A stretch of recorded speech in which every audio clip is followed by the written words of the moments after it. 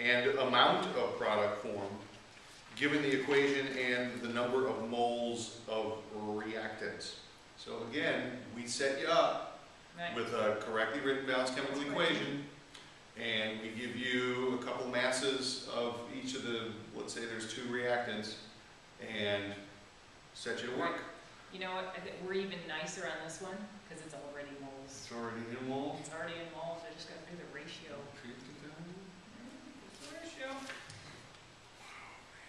Okay, or did I jump ahead? No. Oh, sorry, I jumped ahead. No, we're very nice. Okay. We did give them moles. Right. We already put it in moles. We're so easy. So you have to look at that mole ratio, see which one is the limiting reactant, and then remember, when you're calculating for the product that's formed, the amount of product that's formed depends on the limiting reagent. Right. Yeah. Don't just mole tunnel or train track from the first substance written down. Right. Or your favorite. Figure out which one is limiting and then go from there. So we'll have one where you're doing masses and one where you're doing moles. Alrighty, that takes us to number 14. Compare the actual yield to the theoretical yield. Well, actual yield is what you actually get when you physically go over there to lab and conduct the experiment and collect your product and mass it and so on. Right. And the theoretical yield, like we said, is what the balanced equation is telling us we should get. And usually actual yield's a little bit less. A little bit less. Because we spill and there's contamination and so on. And then to compare those, we just divide, right? We're going to find a percent to see how they compare. This is just like figuring out what your grade is. Right. If the test was out of 50 points and you got 45, then 45 is your actual yield, 50 was the theoretical yield, divide the two, 90%. Okay. Totally rock on this Yeah, test. they would. Number 15, this is calculating, so this is actually putting that idea in context. We'll give you a balanced equation. We will tell you the actual yield. There will be a mass amount that tells you how much the students that did this experiment produced. And then there will be another mass amount that tells you what they started with. So you got to do 2 things here. And sometimes this one's a little confusing. It really shouldn't be, but sometimes it is. So you have to do a mole tunnel or train track. You have to do a mass problem to see how much product or substance you should be getting. That theoretical yield. The theoretical yield. And then go back and use the other number they provided in the question, and which is the actual yield, and do your next step. There's one other step in that calculation. And that takes us to the short answer, where we're going to ask you to do the same stuff, but without 4 choices to pick from. Right. So, number 16. And again, we're still giving them correctly written balanced chemical equations, all that good stuff. Yeah. Number 16, do a limiting reagent problem given moles. So again, we give you moles of reactant A and moles of reactant B. Right. Which one of these is the limiting reactant? Well, it's already in moles.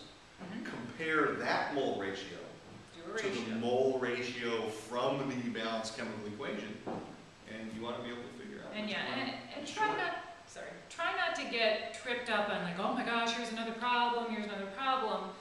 They all boil down to, at the most, 3 basic steps, and that ratio is the key to all of them. You're just comparing what's given to what's needed, also what you have from your experiment to what you're trying to find. You know how to do ratios. You've been doing this since elementary school. Yes. This isn't anything magically different and all of a sudden difficult just because it's in chemistry class. It's the same idea of proportions. You almost could pull the labels off of there and look at the numbers if you're really getting stuck. Not that I want you to do that, but you know, you could just look at the numbers and see how they're related and attack the problem that way. Number 17? 17 is so easy, we don't even need to talk about it. That's a training wheels problem. Yeah. You'll be embarrassed that we asked you a question that easy. Number 18. 18. Do a mass problem. Yep. Do a mass problem. There it is. We give you the balanced chemical equation again. Give you the mass of one of the reactants and ask you to find the mass of some other chemical involved in that reaction. And if there are 6 substances in the chemical reaction given, so what?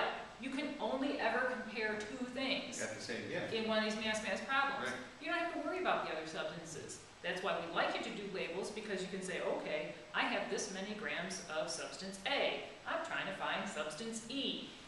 Just look at those 2 things and the coefficients in front of those 2 substances in the balanced equation, and you're good. Ignore the rest of it. Exactly. Number 19, Right. do a mass molecule problem.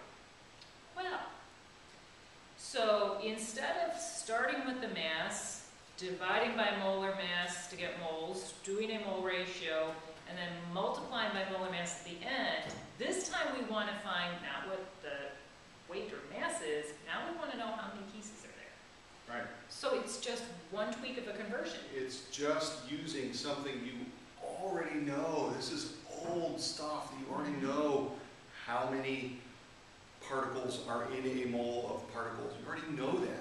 Right. Can you use it in this new situation? So your conversion factor now is just Avogadro's number Right. instead of the molar mass. Right.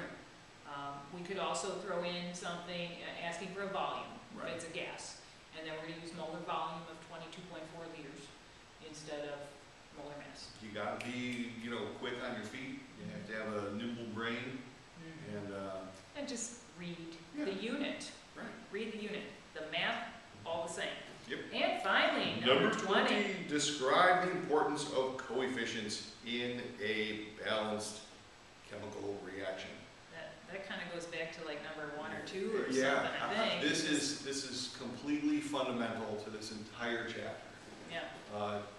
You should not be at a loss for words by the time you get to this question. Here are these coefficients give you the relationships between each of these chemical species that are linked together in this chemical process. In terms of moles, Moles, in terms of molecules, molecules, sometimes even in terms of volumes. volumes of gases, Yes. yeah. And with a little bit of calculating, even the masses. Right. Even the So, masses. It's They- essentially, what do these coefficients stand for? Yeah, they describe those numerical relationships. Okay, and there it is. You should be pretty comfortable with this, we think, based on all the activities we've done in class.